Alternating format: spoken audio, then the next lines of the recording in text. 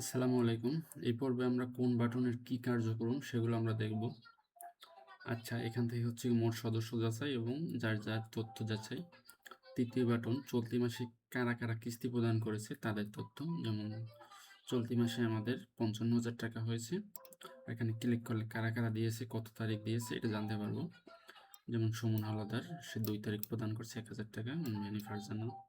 এভাবে বাই সিরিয়ালে থাকবে, মানে ডেটের সিরিয়ালে। এখানে হচ্ছে সদস্য সিরিয়ালে না, যে যত আগে দেখবে তার তথ্য তত উপরে থাকবে।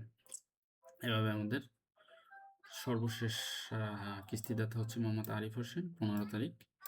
আমাদের সমিতির আরেকটা নিয়ম হচ্ছে গিয়া ১৫ তারিখের পরে ১৬ তারিখ যদি কিস্তি কেউ প্রদান করে, সেক্ষেত্রে বাড়তি ১০০ টাকা জরিমানা সহ প্রদান করতে হবে।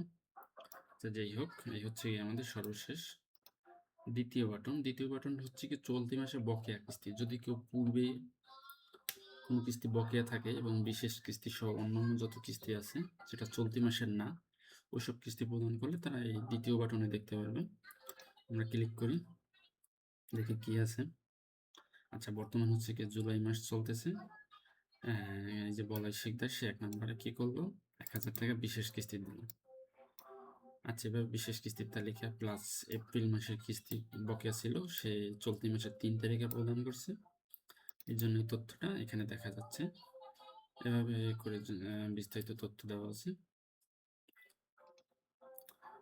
আচ্ছা, তারপর হচ্ছে তৃতীয় বাটনে জরিমানা আদায়। এখানে সর্বমোট জরিমানা যেমন এখন পর্যন্ত আমাদের সমিতির শুরু থেকে অদ্যাবধি পর্যন্ত ১০০ টাকা জরিমানা।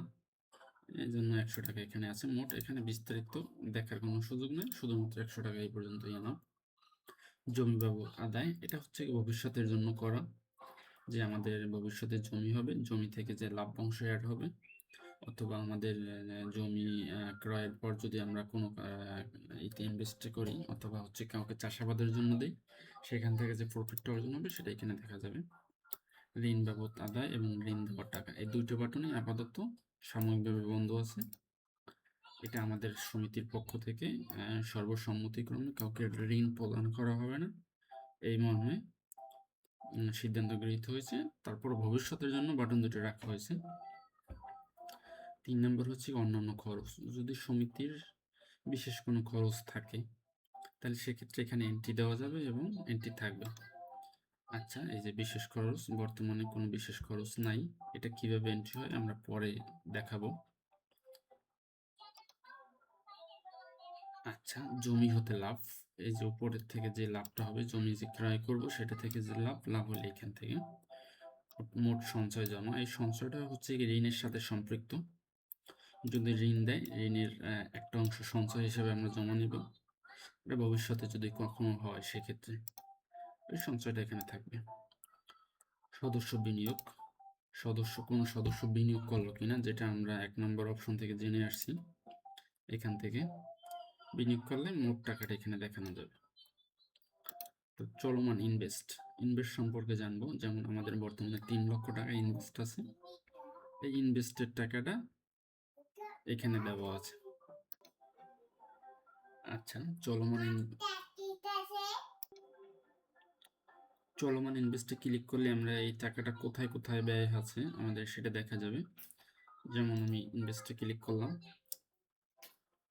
আমাদের ৩ লক্ষ টাকা ফিক্সড ডিপোজিটে আছে। যদি আর কোনো আইটেমে আমাদের ইনভেস্ট থাকে তো ২, ৩, ৪ সিরিয়ালে আসতো। আচ্ছা, ফিক্সড ডিপোজিট ৩ লক্ষ টাকা, এটা ফিক্সড ডিপোজিট করার ১৯ তারিখ হচ্ছে ১৯/৭/২৬।